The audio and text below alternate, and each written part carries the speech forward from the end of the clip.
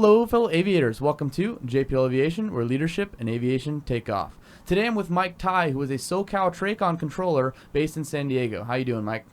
Doing well, Justin. Thanks for having me on, brother. Of course. I'm so excited to be able to get you on the show right now because I have a check ride on August 14th coming up, and a lot of IFR has to do with controlling the communications and how you get from point A to point B efficiently. So let's get right into it. Communications. The biggest part about a pilot to air traffic controller situation is, what would you say are some common errors that most pilots make when they're talking to ATC? Yeah, that's a great question. And did you want to touch on like VFR pop-ups or what aspect of the communication? So let's start with IFR right now, and then we can get into VFR. Okay, IFR, I would just say most pilots, once they get to the IFR stage, I feel I'm pretty proficient on the radios.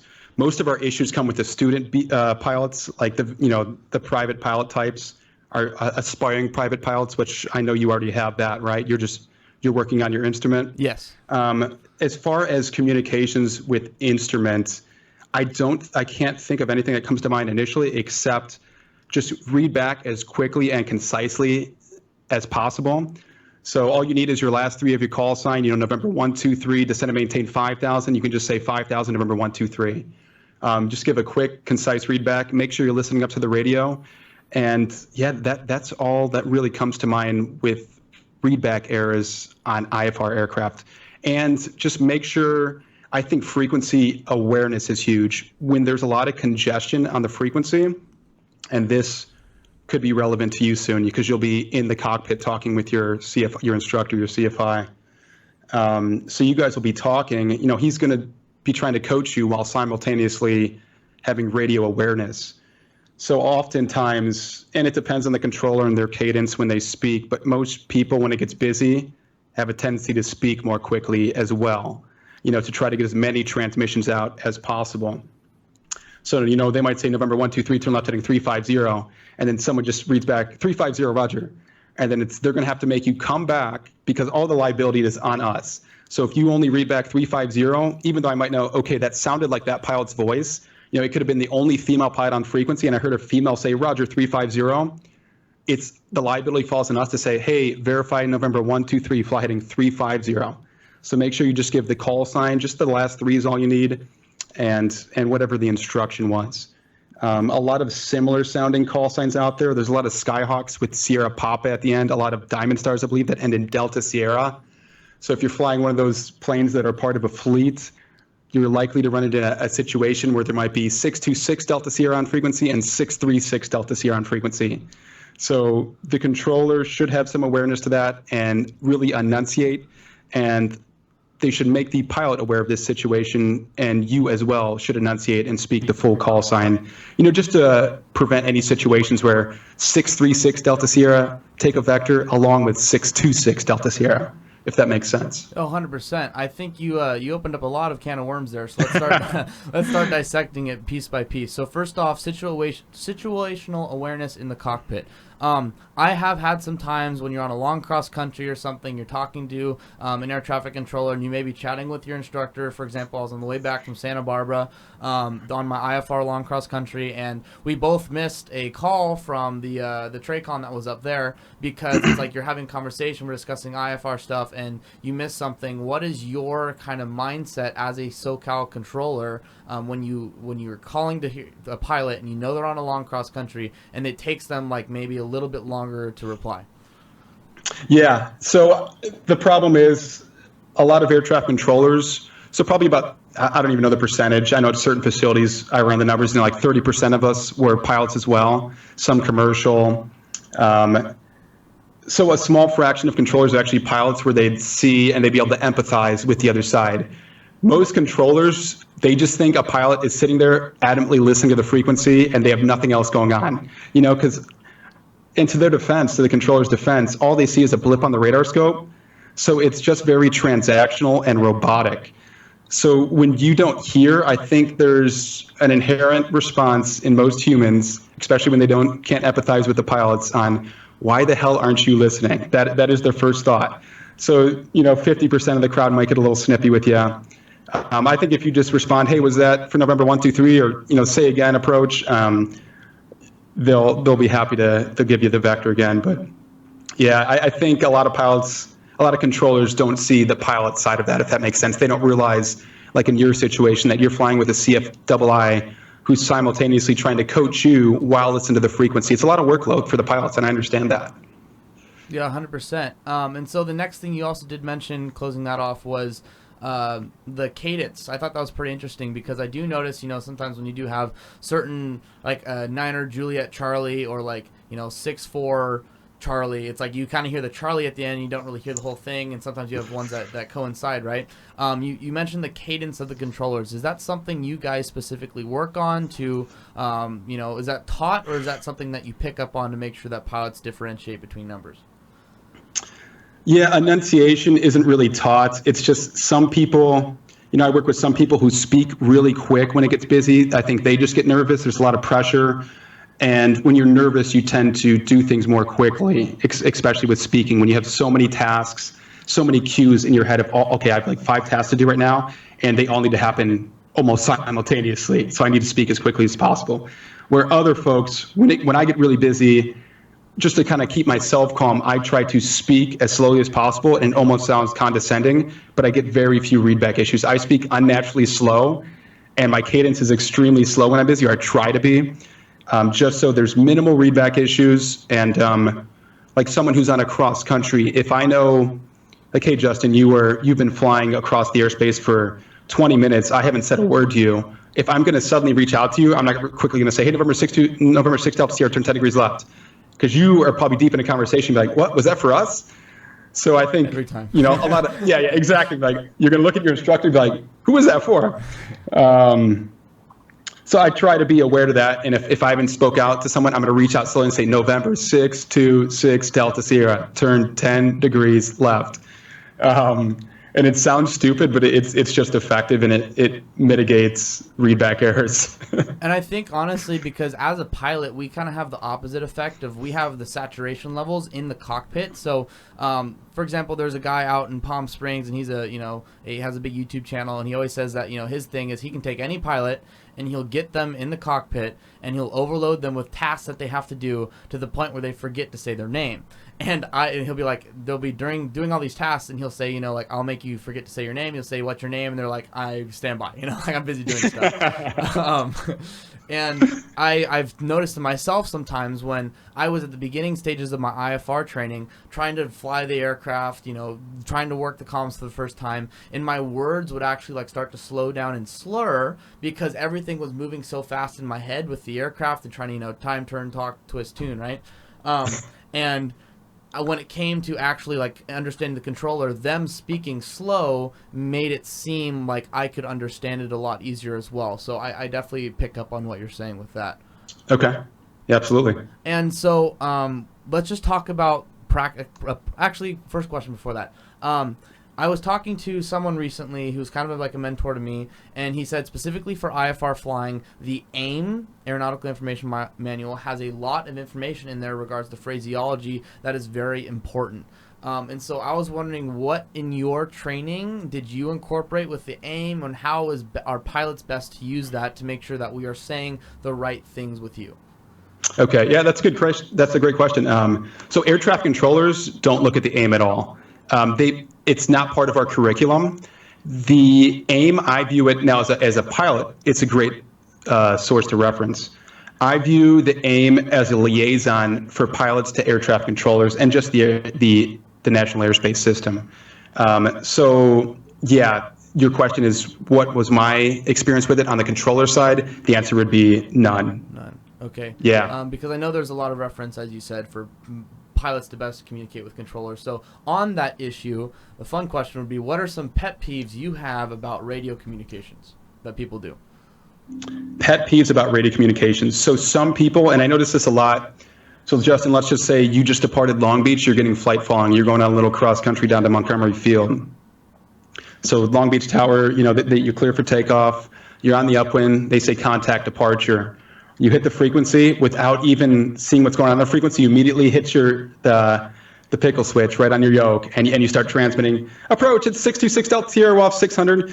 Meanwhile, you didn't even realize Southwest is doing a readback. Someone else is trying to call. The whole time it's just making a squealing sound, and then someone eventually goes blocked. That's kind of the key word when multiple transmissions are made at once. A pilot will say blocked. So I would say on departure, when you tune in, every time you tune in a new frequency, pause, see what the cadence is in the frequency, get a feel for the vibe, and then make your transmission. Like if you check into the departure frequency 2535 off Long Beach, and you hear ATC just finished saying Southwest 100 cleared visual approach, or whatever it may be. Obviously, that Southwest pilot now needs to read that back. So don't, in that break of silence, transmit. Have some awareness. And I know that's almost graduate level stuff for someone who's still learning how to start a plane or maybe even taxi, which is the case with a lot of students. Yep. So it's hard to get that mad at them, but it's still slightly frustrating. But it's nothing that's going to ruin anything. You're not breaking any rules. It's just more of an etiquette. 100%. Yeah, it's great advice. That's something I think is pretty typical that people learn in their aviation training, not to step on it real quick, but it still happens for all of us, and even the best of the best do it. Yep. So let's go starting from the ground up to the, en route, then to approaches. So first, starting off on the ground, let's say I'm at an uncontrolled airport. What are some ways that I can contact you? So the ways you can contact ATC. To pick up an IFR clearance. Yes. So in most situations from the ground, you can use the local Tracon frequency. You can call on the frequency from your plane and get the clearance over the frequency. Now, that is how it's supposed to happen in theory. In practicality, a lot of the times when a pilot is on the ground, our receivers cannot detect your transmissions. I know this is the case at Orange County Airport. You have to call. There's something that controllers call the Watts line. Pilots don't have to know this. It's just basically the number to Socal Tracon that you call. And that, in most airports, that is the guaranteed method to get your IFR clearance. Now, obviously, you can't sit in your plane and do it. You're just going to have to do it before you even start up, which is nice. It saves you a little Hobbs time if that's what you're going for. Save you the point 0.01 on the Hobbs. But the most surefire method is call that number, and you can get the clearance there. 100%. That sounds like an awesome way to get in contact with you. So after I pick up my clearance at an uncontrolled airport, let's say I take off. I'm doing a 0-0 takeoff because I'm crazy, Part 91, and I'm flying in the soup. How do I enter your system, and what does that look like for you?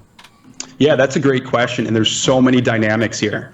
So are you familiar with an ODP, obstacle departure procedure? Let's get into it. Okay. So obstacle departure procedures, most airports will have this, and it's listed in the approach plates, I believe. I'm not an instrument pilot, just VFR, but I do have to reference it on occasion, just from the air traffic control side. When a pilot calls, it's so rare. I'll be working the overnight shift, and he wants the ODP, and I'm like, oh God, what is the ODP for Long Beach runway 12? It's because they're so random. It'll be like fly runway heading to 700 feet, then turn, proceed direct Seal Beach. So first thing you can reference is the ODP, and if you want to fly the ODP, you just advise ATC that I'll be flying the obstacle departure procedure. Now, what ATC is going to give you, you're going to file that ODP, which is supposed to protect you from terrain until you get to a minimum altitude, at which point we can assign you a radar vector. So it'll be via the ODP, when entering controlled airspace, fly heading blah, blah, blah, maintain X, if that makes sense. 100%. And there's also given a void time when you request ODPs to get off the ground. How does that look like on your end? Because obviously you have like the uncontrolled, let's stay with uncontrolled airports. So you have the void time, you don't make it, or you're just like really close to it. What does that look like for you? Just talk about void times. Yeah, and I just want to add a little more something to the ODP conversation, because I don't want pilots to think that's their only option. It's the most complex of the options and maybe appropriate in very rural areas. At Socal Tracon, most of our airports have standard instrument departure procedures you can fly. Even off Orange County, you can just say, I want to fly the muscle departure. And that's probably going to be much more simple than the ODP, just depending on which direction you're trying to go. Or we have, and pilots can't see this, we have what's called diverse vectoring areas. So if you call me for a clearance from any of these airports, I'm just going to give you heading and altitude to maintain, and it's probably way easier for you. instead of looking up the ODP. So we have certain, like off Orange County, I forget the certain parameters, but if, within 10 degrees, if you're departing runway 20 right, I can give a heading, let's say to 177 all the way around to 355. And you can just fly that and climb. And there is a certain gradient of climb, a certain rate of climb you have to be able to maintain to fly the DVA. But they basically turped out that area that there's no terrain, so I'm safe to assign you a vector and an altitude on departure, if that makes sense. Climb it up. Yeah, 100%. And also one of my mandatory reporting things that I have to report to you in regards to my climbing performance, if I'm less than 500 feet per minute, that is something I have to report to ATC or Tracon while I am en route, so as I'm climbing up. So what does that look like on your end if I'm not making that 500 feet per minute climb? So air traffic controllers are not going to assure or ascertain, excuse me, that you are making the appropriate climb rate. That's on the pilot. We don't really have equipment that can tell us your rate of climb. It's just basically looking at time and the altitude gains. You'd have to be really observant. So that is on the pilot to say, unable, I can't do the DVA, I need to fly the ODP. If you can't maintain whatever those minimums specified are in the climb. Yeah, it's 200 feet per nautical mile, I believe, for the standard instrument takeoff departure, just like if you fly straight out over the runway. And it starts at 35 feet over the threshold. That's a check right Okay. So there you go. There. Hey, I'm impressed, man. I'll pass you. 100%. So let's go to at a controlled airport taking off. So I'm going to call up clearance delivery. They're going to, write down my IFR plan. I'm going to request what I need. What does that look like from your end, from tower to you? Okay, so from a controlled airport, you just copied your clearance, you're saying, right? Yeah, so I just called, I said, hey, I want to go to Santa Barbara, 9,000, picking up my whole clearance. We're ready to copy, right? So they write it all down. How does that interaction work between you and the tower? And let me note, I did have a air traffic controller on here who worked at John Wayne for almost 20 years. He worked at LAX in Washington. And so I was able to do a tower tour of Long Beach. And nice. I got to see that they have like IFR strips that come out of the machine, and that's kind of how they get it when people send it in. So I just wanted to know how exactly that goes from the tower to you at Tracon.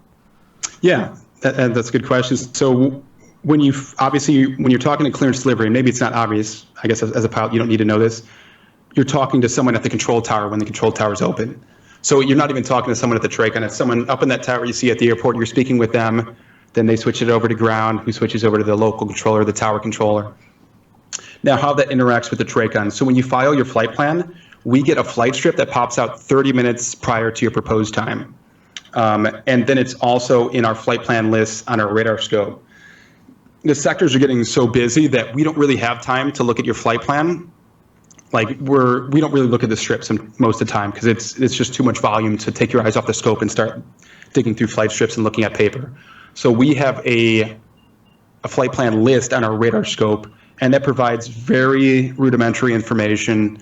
That's basically call sign, type aircraft, and first fix in your route that's relevant to us. It lets us know which way we need to flow you. Like if you're departing Orange County, you're a jet, and you're going to Vegas, we don't need to know you're going to Vegas. We just need to need to know your initial routing is Seal Beach, Pomona, Daggett. And then after that, it's not our problem. We switch it to the center. So yeah, that's kind of how the clearance process, the IFR clearance process interacts with the Tracon at the stage that you just mentioned. Nice. Yeah, so they're connected to each other in regards to getting the strip at the same time, which actually makes a lot of sense now that I think about it. And also, from my understanding, tower controls, terminal area near the airport. You control, especially for the larger jets, the descent and arrival. Descent and takeoff type. And then when they're high up in the atmosphere, that's when you'll put them over to center, correct? Mm-hmm. Perfect. And then anything below 18,000 feet is, in regards to general aviation, cruising at like 9,000, 10,000. You guys would also handle that? Yeah, in most circumstances, there are areas out east, if you ever do like a cross country out to Palm Springs, where our radar at Socal Tracon doesn't hit the planes east of that mountain range. So I forget the name of that mountain range, but they're about 11,000 feet right by Palm Springs.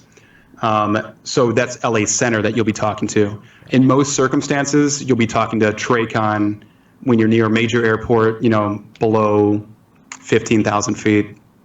Yeah, it's near the Banning Pass, right? Yeah, Near a lot of absolutely. mountains. And which would make sense because those mountains will probably stop your radar coverage, correct? Yes, yeah, you got it. 100%. So, up next, I kind of want to dive into the weather a little bit. What guidance and things could you provide on your screen for a pilot? What would be some useful information that you could provide? Yeah, and the FAA has really been harping on us for this, that we need to do. We've gotten a lot of feedback from airline pilots that we don't do a good enough job providing weather information on precipitation. So what we see live on the radar scope is precipitation, essentially. And it's on varying levels, like light, moderate, and extreme. So what you'll hear in practice as you're flying is November 1, 2, 3, area of light to moderate precipitation from your 10 o'clock to 2 o'clock, kind of paint the picture of where it is for them. 5 miles, that tells you how far it is. And then we say how big it is in diameter, 5 miles in diameter. And if we know the direction, we're supposed to say northeastbound. It's hard to determine the direction, so I usually omit that part. But I'll give that piece of information. Outside of observing the precipitation, everything's on pilot reports as far as icing and everything. So if you're encountering icing, obviously you're going to notify ATC because you likely need to switch altitudes. That's a mandatory as well. What's the mandatory? It's a report if you're in icing, you got to report that. Okay. So, yep. Yeah, that's good because we definitely need that information because you're helping the next guy behind you that might be flying a 152 and he can't take much ice. So 100%. When you give us that information, icing. And we slowed down. I lost you for a second. I don't know if you can hear me or not. Reconnect. Yeah, I can hear you. Okay, perfect. Go ahead. You got reconnected. Yeah, so when you give us any kind of pilot like turbulence and icing, we make a note of it on this board that we have, this digital screen that's right next to each sector, and we can become aware of that and help pilots get around it.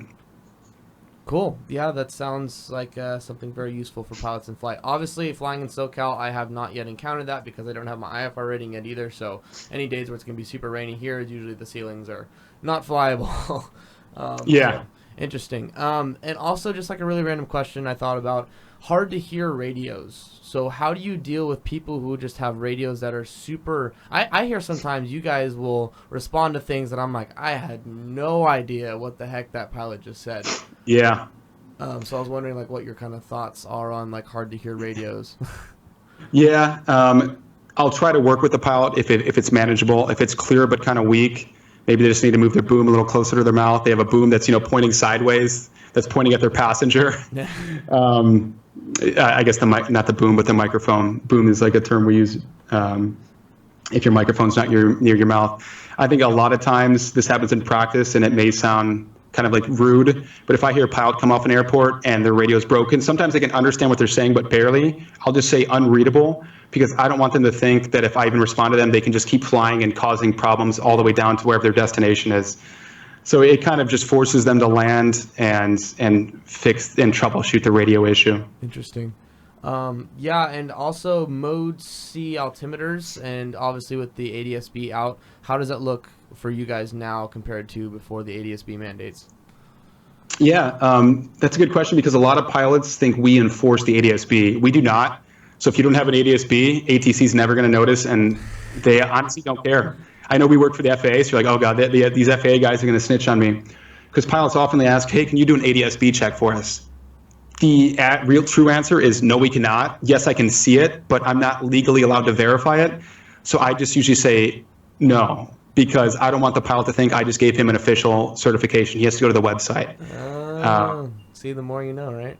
Yeah, exactly. So ATC doesn't really care about this ADS-B stuff. It does help us see call signs. If I heard a call sign wrong, I can check the ADS-B information and maybe correct the number that I think I got wrong.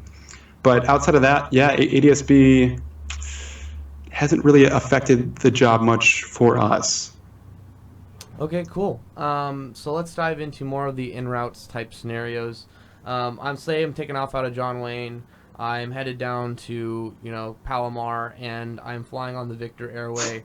What is a preferred? Obviously, you want to fly center line, but obviously those airways are 4 nautical miles wide on each side. Let's say you have multiple traffic coming through. What would be your kind of procedures to deal with multiple airplanes on one airway? Multiple airplanes on one airway going the same direction? Yeah, does that happen, or is that something that you guys Yeah. space out, or? Yeah, it happens all the time. So let's say you're flying your Cessna 172, and right behind you on Victor 23 is a Bonanza or a Cirrus, and they're eating you up. We have several options. My least favorite is to slow the fast guy. He's paying the money for the expensive plane. He wants to cruise. I'll let him cruise to the maximum extent possible. Now, if an air traffic controller decides to slow them, they're well within their right to do that. I just don't like that method. What we can do is we have to have 3 miles separation or 1,000 feet. So we can descend one of you or climb one of you to create that 1,000 feet till the overtake occurs and then get back to the normal altitudes. Additionally, we're allowed to do 15-degree diverging courses. So I can essentially let that Bonanza run right up to your tail, about 3.5 miles in trail, and tell him to turn 15 degrees right and let him overtake you as he slightly diverges off your right, and then get him back on the route. And this gets kind of complicated and I guess this is good for you to know, Justin, because an air traffic controller might ask you to do this, and it's something that probably isn't discussed much with all the nuances you need to learn for your instrument rating. So in that situation, the Bonanza is probably only going to pass about a mile off your right, but the FAA deems this safe for us to do because he's diverging. He's pulling away from you further. What I would do to get that Bonanza back on course so he doesn't have to continue to diverge from the airway is let's say you're flying Cessna 123, traffic 3 o'clock, 1 mile, diverging northeastbound, Bonanza 6,000. If you say in sight, I'm then going to say maintain visual separation from that traffic. Now, what that allows me to do is go below my separation minimums, and it's on you to miss him. But I'm not going to put you in a situation where he's even going to come close to you. It just allows us to get within that 3-mile ring and keep the operation moving efficiently. So you as an IFR pilot, if you see a Bonanza pass a mile or two in front of you, you don't care. The FAA cares because they tell us we need 3 miles.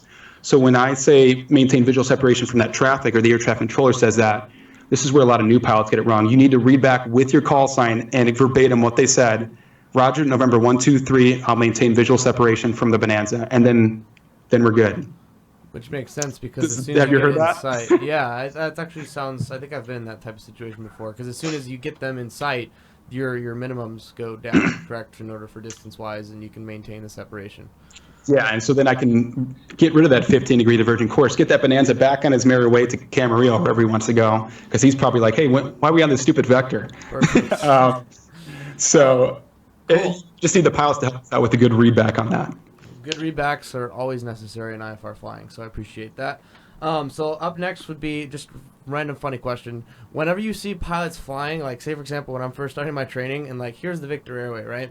And you see me kind of going like this, like does that always indicate to you that like, you should use a little more caution for this person? Because sometimes I look at my nav tracks after when I was first training and it's like all over the place just trying to track the airways and stuff. So I was like wondering on your end, like what goes through your head when you see that?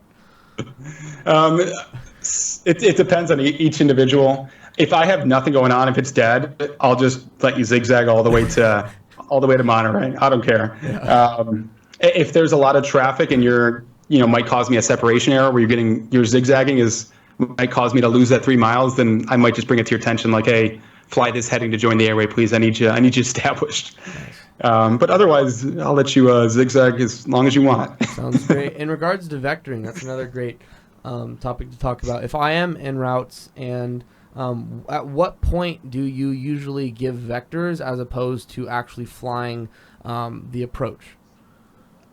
Like, so you're starting to pull up on the approach, and I've never flown a full approach yet, and I don't know why that's, is that always going to be the case, or is that going to be like when I first started my IFR training, I would look at these approach procedures and I'd be like, oh my gosh, this is so much work, time to twist talk to all these different points, step downs all the way. But then as soon as we got up, my instructor's like, chillax, like it's not that big of a deal because we get this radar vector coming in every single time and it makes it so much easier. But I was just wondering on your end, what's the process behind that? Yeah, that's a great question. So, and I know you mentioned offline before we started that you have the Long Beach ILS 30 approach plates in front of you. Are you still seeing those? I do. Okay, so to fly the full procedure would be like if you see ESCAL from the southeast, and that ties in with Lucig, I believe, just going off memory, but... Yes. Okay, so airline pilots will allow to go out to ESCAL because it ties in with the star. So we'll say at ESCAL cleared ILS, and they'll just fly the approach. That's for the GPS. The GPS, it's on the RNAV Yankee and it's on the ILS. Yes. So they've kind of made all those approaches coalesce, so all the terms are the same. Because at one point, GPS fixes had different names. Now the disadvantage to us to take a Cessna out that far is you are so slow that if we let you go all the way out to ESCAL, and we have a bunch of JetBlues and Southwest coming in, by the time you even get to the initial approach fix or the final approach fix, it's going to take you like 10 minutes. And there's likelihood in that time we're going to have 4 more jets coming in. We're going to have to break you out of the approach. Sorry, it didn't work. So that's why when you're flying a slower aircraft that isn't doing 180 knots at least, we're going to bring you right to about an 8-mile final and turn you in. Now, you can request that. If you want the training, Justin, don't be afraid to ask ATC, hey, can I get the approach from ESCAL or from whatever the full procedure would be. That's not bad. Actually, that's a really good point, because I think now, like back in my training, and especially when it comes to the check ride, that takes so much off you as a pilot, because as a pilot, I'm coming in here, right? And I have different points coming from different, VORs in regards to tuning them in and identifying where I'm at along the approach. And if I could say, hey, can you give me, straight to gunny, or, if I was in this case, going to Lusig, if I could get that every single time and I just requested, that would actually make my check ride a lot easier. So I'm not just kind of guessing with a radial pinned in on, 115.7, waiting to see which one I'm going to pick up. And then that's less work for me to do as a pilot. So that's a really good tip. And are you saying you would prefer the vectors or just direct a fix, such as Lusig, in this situation? Well, the vectors are great as well, but I'm saying in regards to, like, for example, I'll be over in Chino, and along Chino's approach course, there's a ton of radials that you would have to that you would have to tune in, because they could fly you along the southern side of it, and then you're literally on a vector just waiting to be turned in. And so at each point you're looking down at your forward flight and you're trying to figure out, okay, are they going to turn me in at this point? Are they going to turn me in at this point? And so that's one less thing to have to think about. And so now that you say that you have an option to say, hey, can you turn me straight into Lusig on this approach, that would take my mind off what more I need to do, and I could start setting up the whole rest of the approach based off of that starting point. So yeah, and so a fix like Lusig is pretty practical for ATC because it's not too far out. If you say, hey, ATC, can I go out to, I believe there's one southeast of it called, is it Maxu? Mids. Right by Mids, and then even beyond that, there's another one southeast. So if you want to go all the way up to Mids, that's a little far for how slow your plane is. Yeah. The closer in you request them a fix, the more likely it is to get approved by ATC. And something to keep in mind, if you are on a vector, you can expect a turn. So we use something called the 10% rule. So I'm going to let you fly. I'm going to give you on that base vector, which is perpendicular to the localizer or the final approach course, until you are 10% of your airspeed from that in distance. So if you're going 120 knots, once you're about 1.2 miles from that localizer, that's why I begin turning you in. So if you ever wonder, oh my God, when are we going to get this turn? We're 5 miles away, and right around 2 miles to 0.75, there's about a minute window there where you can expect ATC to give you that vector. So 90 knots would be 0.9 away? Yes, about 1 mile. So if you're going 90 knots, expect right around 1 mile from that localizer. If you can see it on your GPS, that's where ATC is going to say, November 1, 2, 3, turn left heading, and they're going to give you the whole clearance. The more you know. This is so valuable. Yeah. Okay, let's talk about blowing through the approach course. So I have many times in my training where I have been on an approach and I'm getting radar vectors, and the controller completely forgets to turn me onto the localizer or course. And so, what are the options that you have from that? So usually it's not a big deal. Oftentimes we're working so many finals at once that if you're just a Cessna, I'm gonna let you blow through before, because maybe there's 4 transmissions I have to make at the same time, and I'm deciding, weighing them. Okay, do I want Southwest to blow through the Long Beach or the John Wayne localizer, or Cessna 1, 2, 3 to blow through the Long Beach localizer? If Southwest goes through, it's going to take them a huge turn to get back on. So I'm going to talk to Southwest, get them turned on, then I'll come back to you and just give you a left. It's going to be a harder left turn, but everything will work out just fine. We're still going to get you back on the localizer. I mean, as long as you're not going that fast, it'll be, you're going slow enough, 90 knots, that it'll be an easy turn. And that's great because coming from a corporate operational side, obviously time is money. And so by you making sure that Southwest goes in first, you probably won't have, I'm going towards what would be the blowback on that. Like, what blowback do you receive if you do something small like that? Not necessarily a huge deal, but you missed a call or whatever. What would be your kind of like reprimand for that? If a Southwest went through a localizer? Yeah, let's say that example. Well, I mean, it happens pretty frequently, and a lot of times I'll do it intentionally. Maybe they're still too high, so I'll say, we always have to, we're supposed to inform you, workload permitting, vectors across the localizer, just so as you're sitting in your plane, you're not wondering, what the hell's going on? Where's this turn at? So you're like, okay, he's going to take me across. I'll just stand by for that turn. So a lot of times it's necessary for spacing. Maybe you're a Cessna going into Long Beach, and there's a heavy in front of you, and we need a little more wake turbulence spacing. So I'm going to build that space by taking you across. Or it's necessary because you're high. So I'm going to let you get down by taking you across, then bringing you back. Now, and there's human error involved, of course, where, oops, I had a brain fart. Here goes Southwest screaming through. The FAA, there is no reprimand. They care about recovery, which is how it should be. Okay, how did this guy handle this situation? Did he handle it professionally, and was it safe? So that's kind of what they look at. If the pilot is completely out of position and it's a nice day, I'm going to just point out the field to him for the visual approach, if you're familiar with that. Yeah, 100%. That makes sense. Contact approaches. I am coming in to John Wayne, and I have, I want a contact approach. What does that look like from your end? Yeah. So, are you familiar with the contact approach, or you still? I know that's something I need to request. I have not been able to use it yet, and I know for some pilots it's kind of a rarer thing. But when it does occur, what does that look like on your end? Yeah, you know what? We talk about this at work occasionally because it's so nuanced, and it never happens. I've never actually seen it. I've been doing ATC since '06. But we have to know it. So, and one of my coworkers the other day, we were reviewing with a trainee, not the other day, but it's probably 4 months ago when we were still doing training before COVID. And she goes, guys, what do we do with the contact approach? And he jokingly said, I just tell the pilot to contact approach on 125.35, basically essentially saying, I'm just going to switch that pilot to another frequency because I don't want to deal with it. He was joking, of course. So the contact approach, I believe the active instrument approach needs to be operable, and the pilot needs to initiate the request. We cannot initiate it.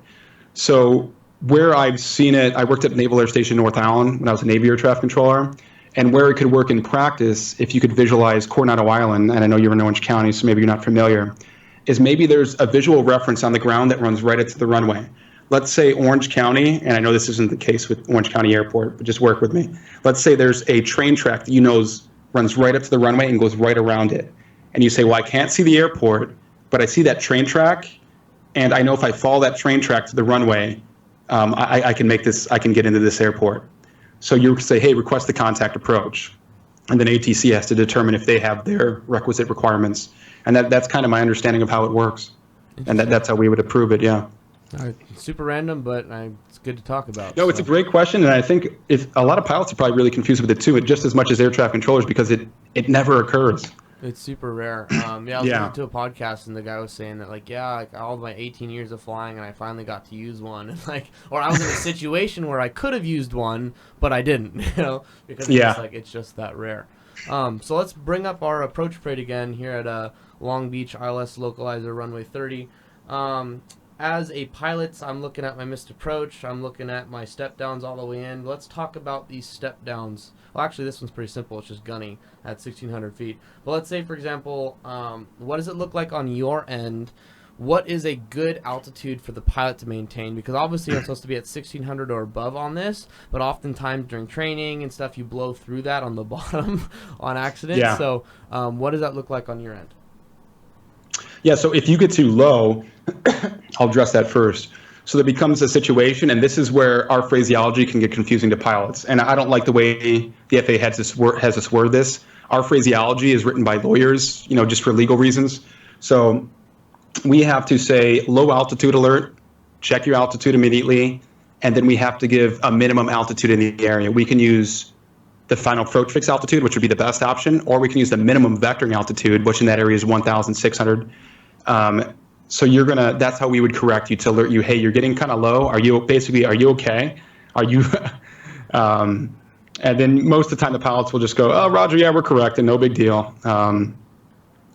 So is that what you were getting at, getting too low on the profile? It sounds pretty lenient is what it is. Because obviously on the flying side, it's very like, you pass 1600, you're busted, your check ride. But in regard to the air traffic controller side, it's mostly for our safety too, because that's our obstacle clearance. But Exactly. But it's not something you guys can be like, oh, go to the FAA, they're busted, they're 1600 feet. No, not absolutely. I think your understanding is 100% on point, because it's for your safety. So if you dip too deep, we're not going to reprimand you. We're just going to basically give you a low altitude alert, basically saying, are you okay? Can you see the terrain and obstructions around you? And most of the time, pilots do it intentionally or accidentally. When it's for the visual approach, it's intentional. And so what would be something when flying approach that could get a pilot in trouble? When flying an approach? Yeah, an approach. Into like an ILS approach into runway 30. Like, what would be something that they do ILS wrong? approach into runway 30. What could get you in trouble? See, there's nothing really that is going to get you in trouble where we're going to report you to the FSDO and they're going to suspend you. Now, obviously, if you just don't listen to ATC, if I say November 1, 2, 3 vectors across final for spacing, and you say, no, I gotta get home now, I gotta turn, and you start turning your plane, we're vectoring you across for traffic or something. So that is the point. If you are just blatantly irresponsible, you would have to do something so egregious that we would reprimand you. And also, does that depend? Sorry, go ahead. I'm sorry. That's you. I was just I saw a video recently at Vegas. Yeah, the guy. I was actually going to bring that up. Yeah. Yeah, so that was a case of someone just being egregiously rude, and obviously they're going to get reprimanded or suspended or however the FSDO wants. We just report it. We don't handle with. We're not the principal. You guys are the teachers that just say go to the principal's office. Exactly. Yeah. Yeah, it was. I think it was 9317 Romeo, and the guy was just a piece of work. Yeah, he was just being rude, and I don't know if you saw the video footage, but the girl was doing it for his own, to protect those airline pilots. Because when you're an airline pilot in your Cessna, you might be comfortable with someone being 500 feet off your left wing.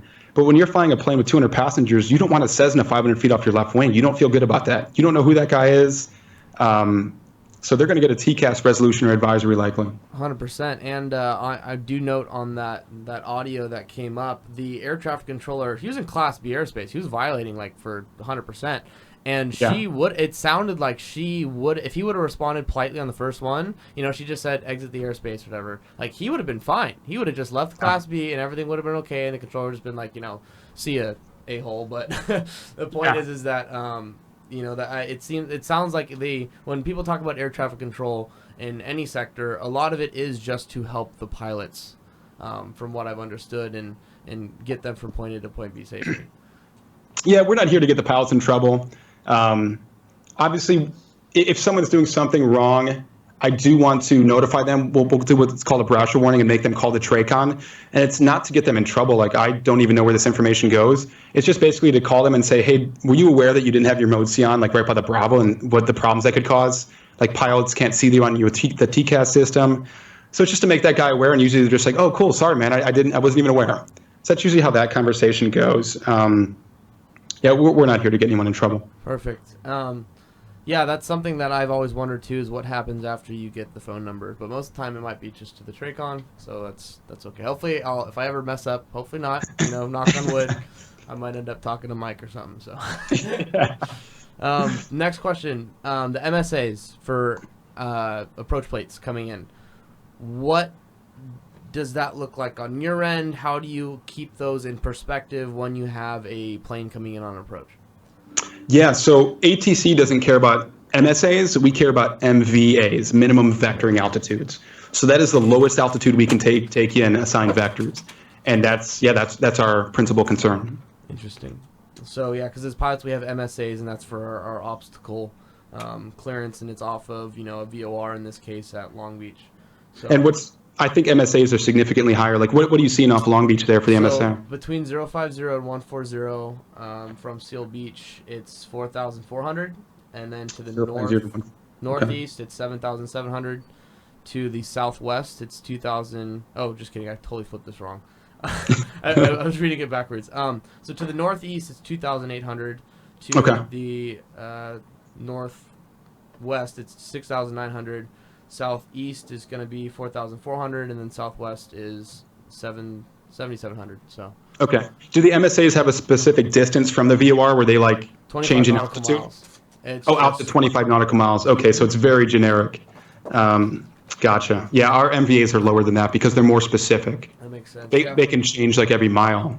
For us, it's literally just if all crap is happening, get up to this altitude in this sector and re-get yourself together.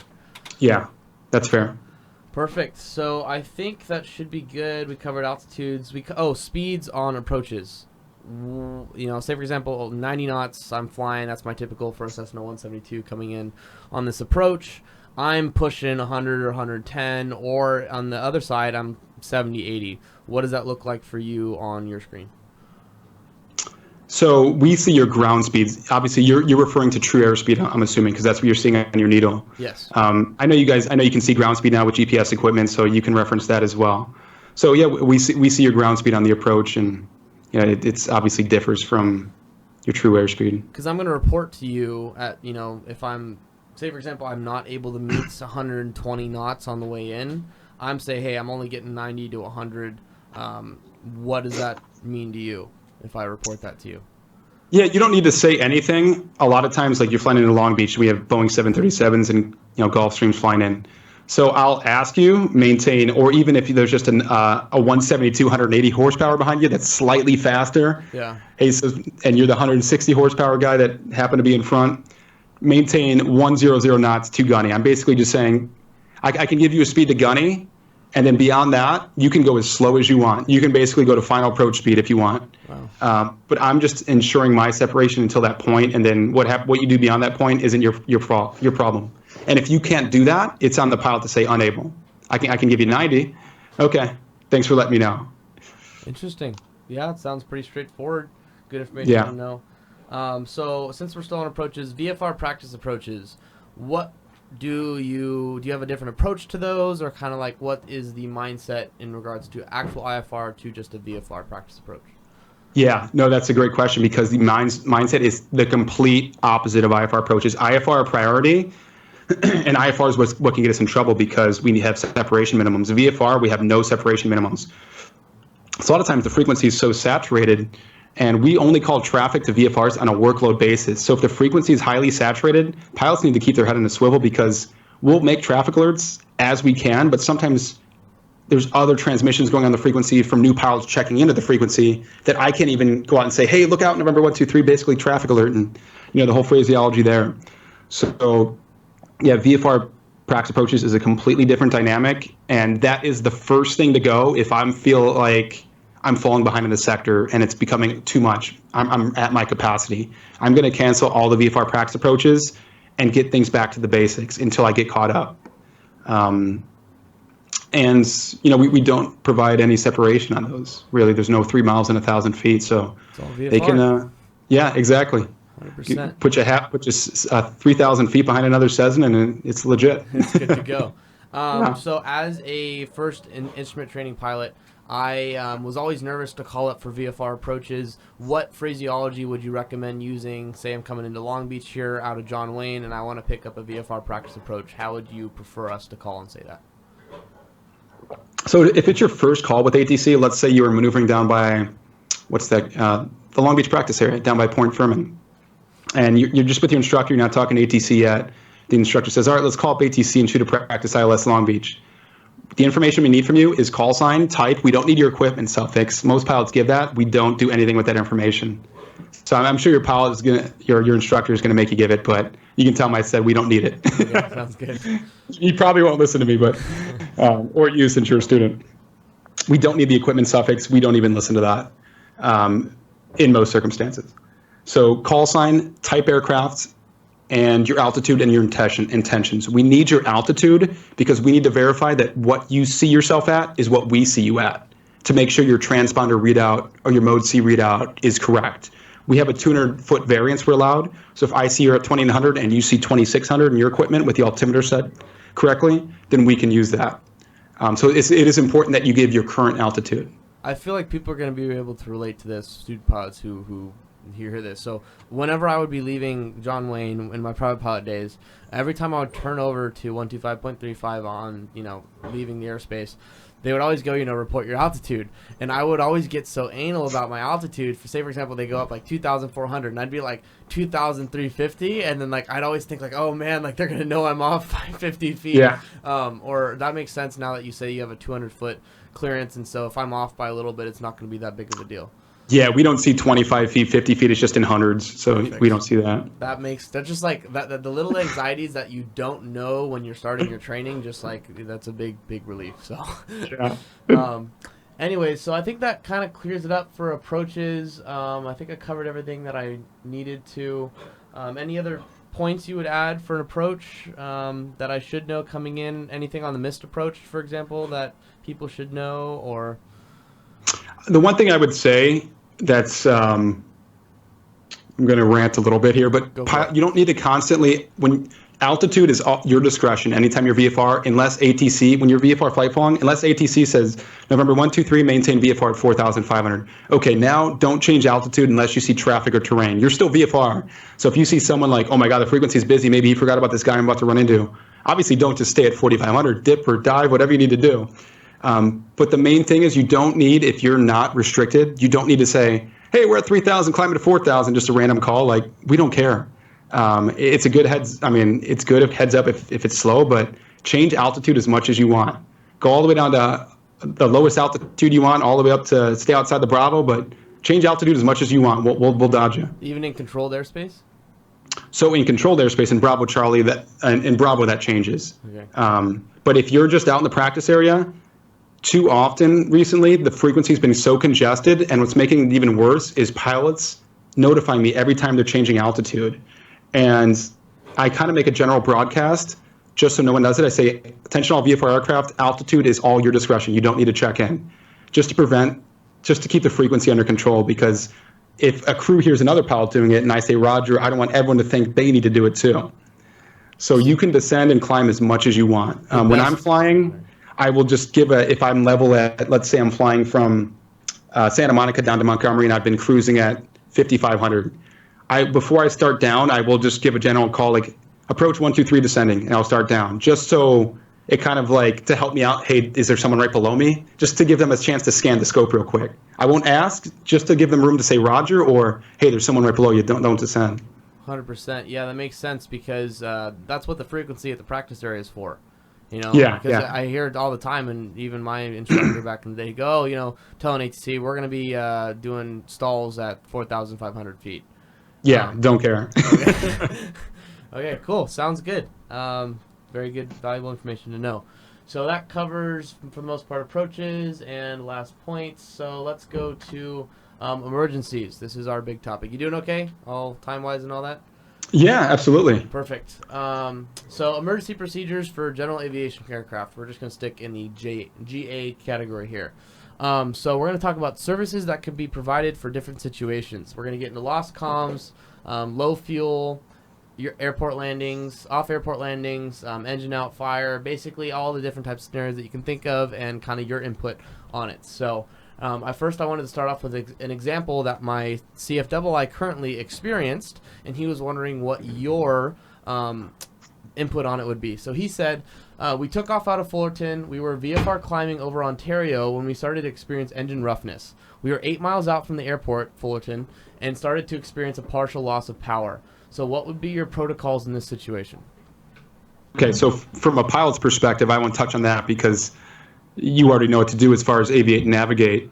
And you're referring to what is the ATC's perspective? Yeah, so ATC's perspective. So he just took off out of Fullerton. He's 8 miles out over Ontario. He's on his way on a long cross country, supposedly, right? And then they start getting a rough engine running, and then he experiences a partial loss of power. He's, declaring an emergency, and he's talking to ATC. What would be the situation for that?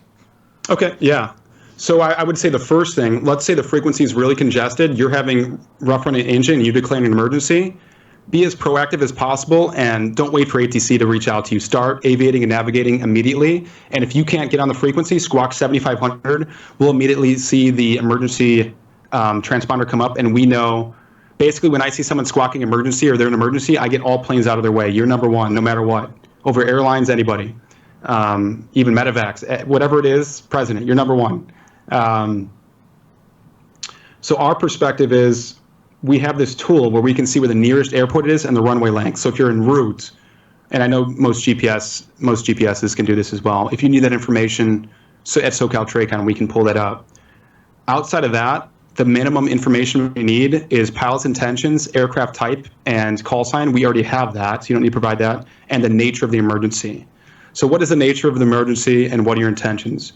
You might say nature of emergency, rough running engine. I'm going to turn around and land Fullerton. And all we're really going to say is Roger, and we're going to notify our supervisor, and just make sure, and we'll notify Fullerton Tower as well. You guys will start making a bunch of phone calls. Is that like kind of the procedures, or? Yeah, we have a quick line, so I'll call Fullerton Tower and say, hey, November 123, I've been using that call, so let's stick with it.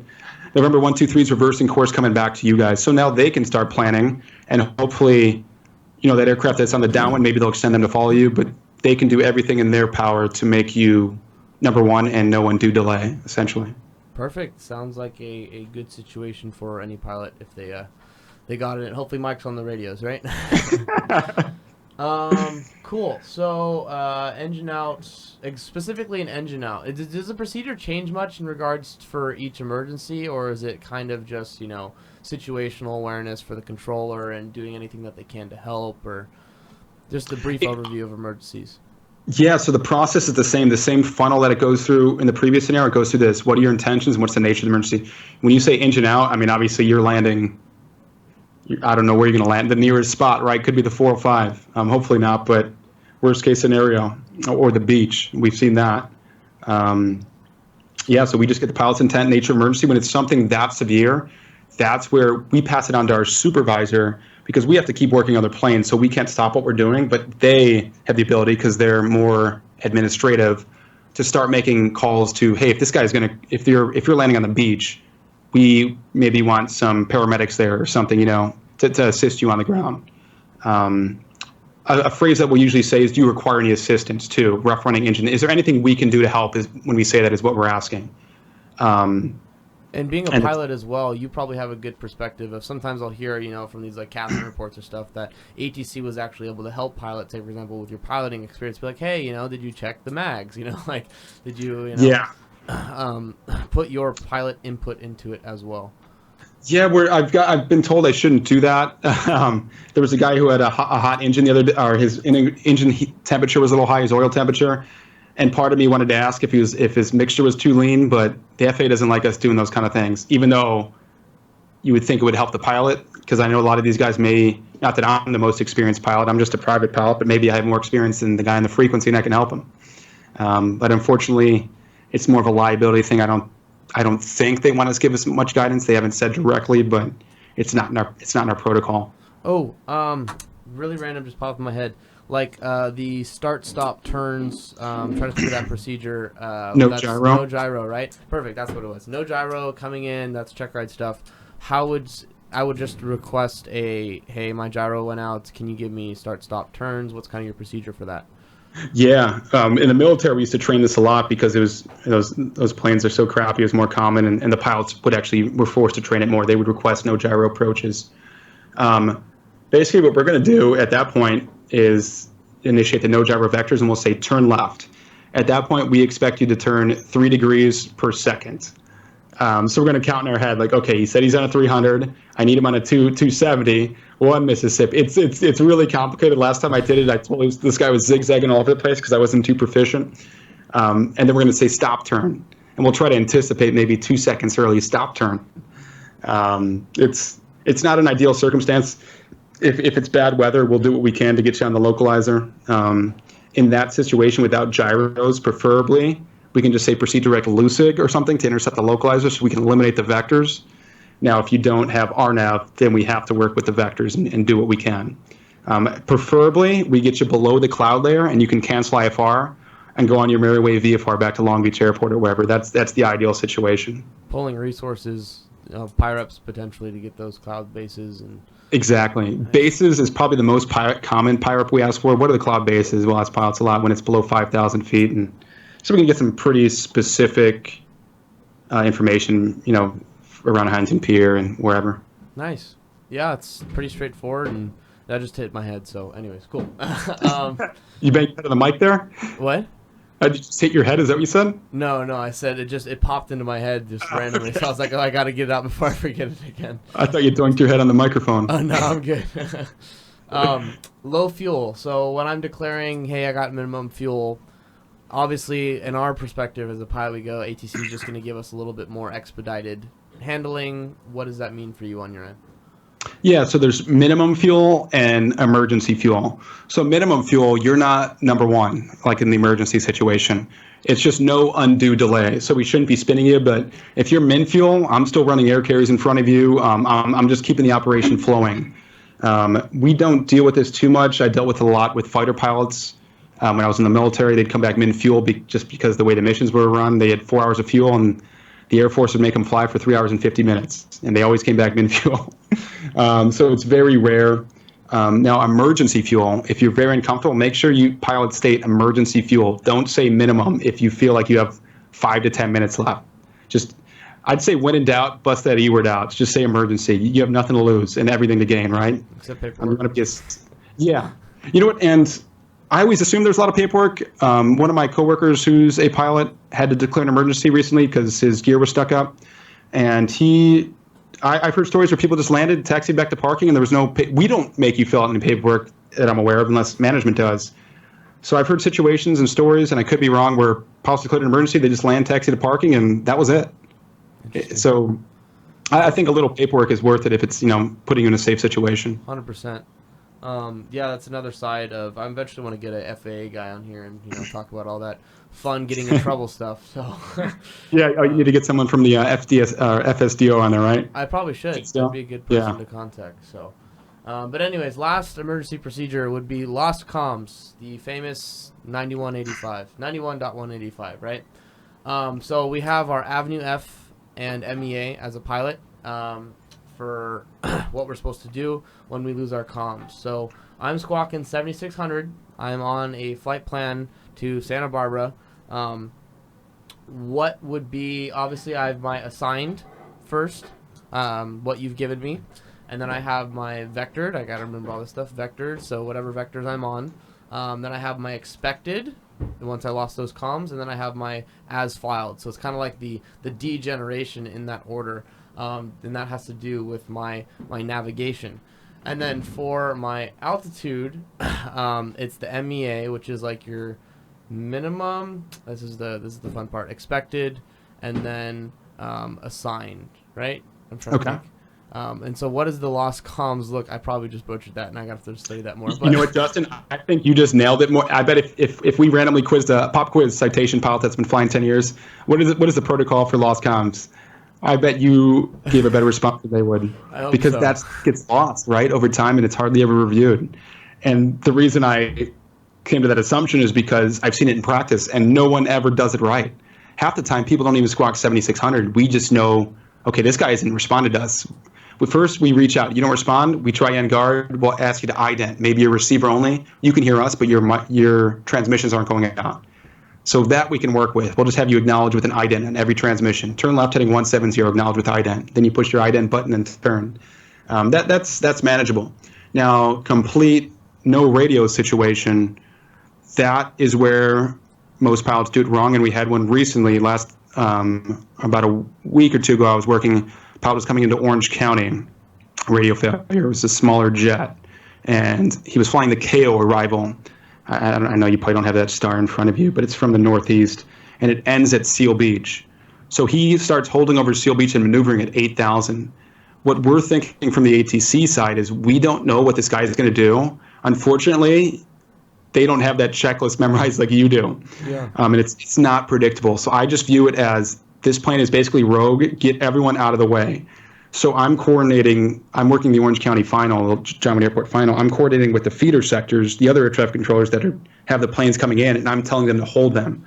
So we're coordinating ahead of time in case this plane turns back to the airport and starts descending. We don't want to create an unsafe situation where he's descending on another Boeing or something like that. You said the OC2 RNAV arrival? The KO2. It's spelled KAYOH. Let's pull it up. And I don't know the number. It might not be KO2 anymore, but Yeah, El Toro, Hero, Mika, Piggin. Oh, the stars. KO 7. Yeah, the KO7. Okay. Okay, perfect. I'm looking at it. This is good for me too. So, Yeah, absolutely. we're looking So at what it. this pilot did is he went from KO to Seal Beach, I believe it calls for, and he stayed at 8,000 feet, never squawked 7,600. We tagged him as a radio failure. We have the capability to do that if they don't pass our little quick test. And now it's basically, okay, what is this guy going to do? He's circling over Seal Beach at 8,000. All of our LA arrivals come right through there. We got to get everyone out of the way. It causes chaos if it's busy. Because the whole thing for lost comms is what we're taught as pilots is that we're supposed to be predictable. And part of that acronym is that we're supposed to, that's like our guide basically for you guys to know exactly what we're going to do. But it sounds like on your end, it seems like it's like a toss-up, because that's what also the fun part about talking about this is because the actual lost comms versus the reality of what happens, from what I've heard from pilots too, is always so different than just like your textbook, do this, do that procedure. Yeah, I would say the most predictable thing about lost comm pilots is it's completely unpredictable. And I'm surprised pilots hardly ever squawk 7,600 when they go lost comms. I don't know if they're just thinking, oh, we're troubleshooting it, and maybe in 5 minutes we can get the radio working. If you haven't heard from ATC in like a minute or two, squawk 7,600. You're not going to get in trouble. You would actually just helping us. Because we get an alarm that goes off and basically say, hey, I can't hear you. Can you hear me? I'm squawking 7,600. If you can't hear me, at least I'm alerting you, and you can get all the planes out of my way to put me in a safe situation. So I don't see a situation where you would ever get in trouble for squawking 7,600 if you thought you couldn't get in touch with somebody. So I would say be more proactive with that. Interesting. Yeah. I wonder if pilots are just afraid to do it. I don't know the answer. I would love to, ask one sometime in that situation. I haven't figured out. I've never met anyone that's gone through, because apparently it's a really rare situation in aviation to actually lose your both comm radios, because a lot of aircraft have two. So what happens in practice we notice is, okay, let's say you go, I'm on 2535 and I switch you to 27.2. And then 27.2 switches you to 131.1. Well, you probably didn't dial the new frequency. You went back to 2535. Yeah. So a lot of times pilots are just on the wrong frequency. Rarely ever are both comms out. I think it's typically operator error on the pilot's part. They turn down their volume or something silly. Yeah, and if you did happen to lose your comms electrical system, just thinking about how that works, you're probably gonna have a bigger issue at hand. So yeah, alternator failure. I mean, who knows what the heck's going on? But amen. So have you experienced any personal emergencies in regards to your flying or air traffic control that you've been a part of? No. So as far as my personal flying, I was on a cross country once to Palm Springs, and I came back. I think I hung out there a little longer. The lounge, I think it's Signature Aviation, has a nice pool. So I was like, oh, this is kind of cool. Flying a 152, one of my first solo cross countries, hanging out a little longer than I should have. And I come back, and all the SoCal airports are socked in. So I'm freaking out a little bit, and actually lost my comms with ATC going through the mountains, and I lost my VOR signal. This was before GPS, which makes me sound old, but so don't have a VOR signal, don't have comms with ATC going over those mountains. So I'm just trying to head west. I'm like, okay, if I head west and hit the shoreline, I can figure out where the hell I am at a minimum. And it probably wasn't the best job out of me. So I get back to SoCal, Montgomery Field, a little late, and they're socked in. And I'm trying to figure out what the hell is the nearest airport that's VFR. And fortunately, Ramona, if you're familiar with that, about a 15-minute flight north, was a little inland. So I land at Ramona, and I, call it a night, get a hotel, and in the morning I wake up and fly back to Montgomery. Yeah, that's the worst situation you can be in, is not having a place to land, for sure. But yeah, that's always kind of a blessing and a curse sometimes if you have to wake up and fly again the next morning. But absolutely, staying overnight somewhere. Yeah, I think that covers pretty much. Anything else you want to add in regards to just the pilot's IFR world and things I should know moving forward? Any general tips, advice for people that are in my spot right now? Yeah, I would say, excuse me, if you're ever uncertain about an action given from ATC, I'll always ask, like, if they say turn left heading 080 and you think Roger 180, and they don't always hear your readback. It happens. It's human nature. And then you second guess yourself. Did they say 080 or 180? Just say, hey, ATC, did you say 80 heading or 180? What do you want? And they'll be happy to help, because we'd rather you just do it right than do some crazy turn that might point you right at terrain or traffic. And also, kind of like we touched on, if you're having trouble, never be afraid to ask. That's what we're here for, right? So the pilots are kind of the consumers and ATC is the product, or maybe vice versa. But if you're having lost communication, squawk 7600, don't hesitate. And same thing with emergencies. Put that 7500 code out and be proactive and get back on course and just be safe. Don't worry about troubling ATC at all. Cool. That sounds like fantastic advice. And we covered approaches, communication, emergency procedures for the most part. It sounds like it's pretty standardized for you. And I think that'll be it. So I appreciate your time, Mike, for coming on. Super exciting. And any last words where people can find you? You also have a podcast. You want to mention that? Yeah. I just realized, was I getting the beacon code wrong? Is emergency 75 or 77? I get hijack and emergency confused. Maybe you know this. 75 is hijack, 76 is okay. lost comms, and then 77. Okay. I just realized for the past, so don't squawk 7,500 people if you had emergency. Squawk 7,700. Our podcast, we do an apartment investing podcast. Two of my coworkers from Socal Tracon. It's called The Multifamily Takeoff. You can find it on Spotify, iTunes, Apple. iTunes is Apple, and Google Play. I think it's on all those spots. So, check us out if you're into apartment investing. Yeah, I checked it out this morning, actually, when I was at work and listened to it. It's really interesting. I listened to the first one with this lady who was very successful in her real estate ventures and all that, and she was from Pennsylvania. Okay. Yeah. I forget her name, but Anna Kelly, yeah. Yeah, this is another part for young people like me. If you guys are watching this, I talk about my side hustle videos and all that, and how to make extra cash because flying's expensive. But you're at the next phase. Man. You're in that next phase of your life where it's like, not only do I need to you already got yourself set up with ATC, and you got that paycheck coming in. Now it's like, okay, what am I going to do to build that legacy wealth like your lady was talking about on that podcast. So. That's something I obviously need to look into as well and start thinking about the big long-term investing. And so if you guys want to go check that out, make sure it's the Multifamily Takeoff podcast, right? Yes. Multifamily Takeoff. So make sure you guys go check that out. And that'll be it for us today, guys. JPL Aviation is where leadership and aviation take off. Thanks. Cool. That's it. Awesome. You did a great job, man. Thank you. I appreciate it. I know it's not easy to host coming up with the curriculum and everything or the content. And you do a great job. Yeah.